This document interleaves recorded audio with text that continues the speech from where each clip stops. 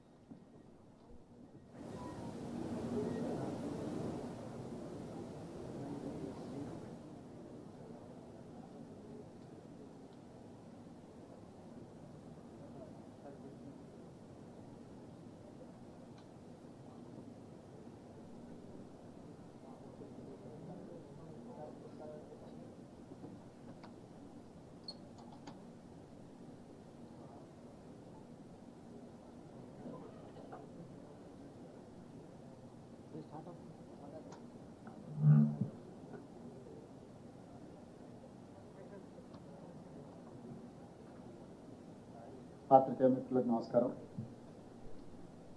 ఈ పత్రికా సమావేశంలో సహచార మంత్రివర్గ సభ్యులు, పార్లమెంట్ సభ్యులు, శాసన మండలి సభ్యులు, శాసనసభ్యులు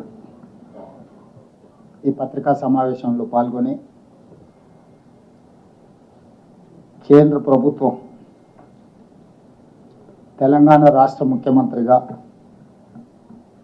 విదేశీ పర్యటనలకు అనుమతి తిరస్కరించడానికి సంబంధించిన విషయాలు ఈరోజు మీడియా మిత్రులకు వివరించదలుచుకున్నాము. ప్రధానంగా మీకు అందరికీ తెలుసు, తెలంగాణ రాష్ట్ర ప్రభుత్వం తెలంగాణ రైజింగ్ 2047 ఒక విధానాన్ని తీసుకొని వికసిత్ భారత్ 2047లో భాగంగా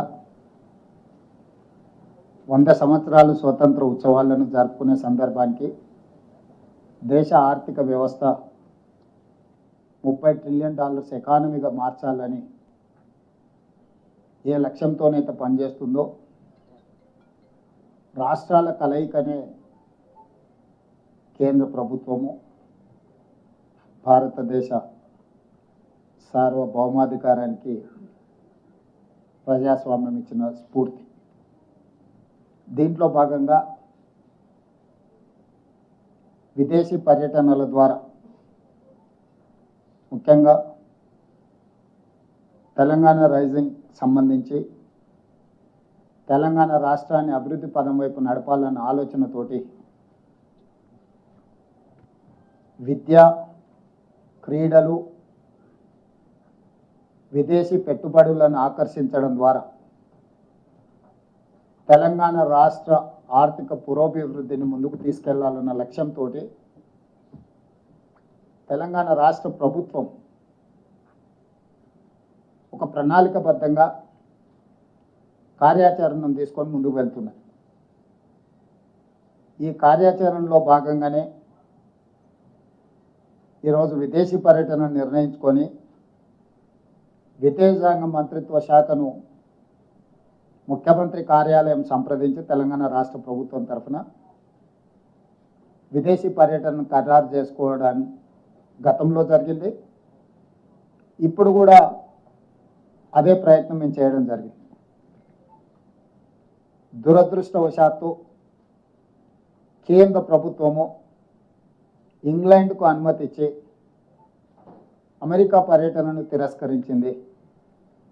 కేంద్ర ప్రభుత్వ వైఖరిని కాంగ్రెస్ పార్టీ అధ్యక్షుడు జాతీయ అధ్యక్షుడు మల్లికార్జున్ ఖర్గే గారు, పార్టీ శ్రేణులు ఈ దేశంలో విద్యా విధానాన్ని, క్రీడల విధానాన్ని, పెట్టుబడుల విధానాన్ని ప్రోత్సహించడం ద్వారా యువతకు అత్యంత మేలు జరుగుతుందని భావించిన వాళ్ళు కోట్లాది మంది కేంద్ర ప్రభుత్వం యొక్క వైఖరిని తప్పుపట్టడం జరిగింది.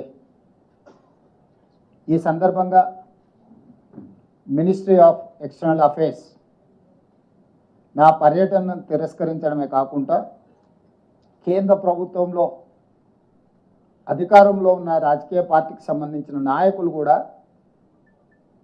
నా పర్యటనకు సంబంధించిన వివరాలను తప్పుదోవ పట్టించే విధంగా, తెలంగాణ రాష్ట్ర ముఖ్యమంత్రిగా వ్యక్తిగతంగా ఆరోపణలు చేసే విధంగా ఈరోజు భారతీయ జనతా పార్టీ నాయకులు మాట్లాడడం జరిగింది. భారతీయ జనతా పార్టీ నాయకుల గురించి నేను మాట్లాడదలుచుకోలేదు. ఎందుకు అంటే వాళ్ళకి ఆ స్థాయి లేదు.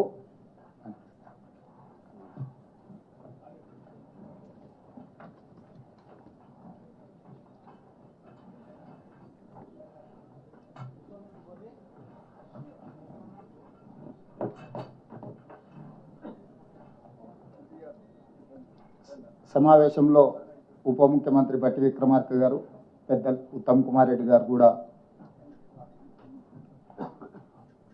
క్యాబినెట్ సబ్ కమిటీ సమావేశాన్ని అర్థాంతరంగా వాయిదా వేసుకొని ఈ పత్రికా సమావేశంలో వారు జాయిన్ కావడం జరిగింది. అయితే భారతీయ జనతా పార్టీకి సంబంధించిన నాయకులు విచక్షణ కోల్పోయి ప్రభుత్వం మీద, అధికారిక పర్యటన మీద అవాస్తవాలను చెప్పడమే కాకుండా ఆరోపణలు చేసి తప్పుదోవ పట్టించే ప్రయత్నం చేసింది.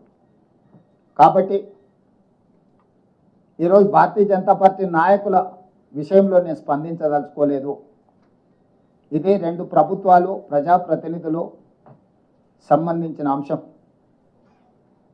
రాజకీయ అంశాల జోలికి వెళ్లకుండా ప్రభుత్వాలు నిర్వహించవలసిన బాధ్యత గురించి ఈరోజు కేంద్ర ప్రభుత్వానికి నేను గుర్తు చేయదలుచుకున్నా. ఈరోజు నా పర్యటనలో భాగంగా మేము అప్లికేషన్ పెట్టినప్పుడు అప్లికేషన్లో స్పష్టంగా, ఎందుకంటే ఇది అఫీషియల్ కరెస్పాండెన్స్ కాబట్టి డిస్క్లోజ్ చేయొద్దు అనుకున్నా, కానీ ఈరోజు వివరాలు ఇవ్వలేదు. అందులో అసంపూర్ణమైన వివరాలు ఉన్నాయి. ముఖ్యమంత్రి గారి పర్యటన దాపరికం ఉంది అనే రకంగా ఈరోజు వాళ్ళు మాట్లాడడం జరిగింది. ఇది మినిస్ట్రీ ఆఫ్ ఎక్స్టర్నల్ అఫైర్స్కి సంబంధించిన మా అప్లికేషన్, సీఎంఓ కార్యాలయం పెట్టిన విజ్ఞప్తి.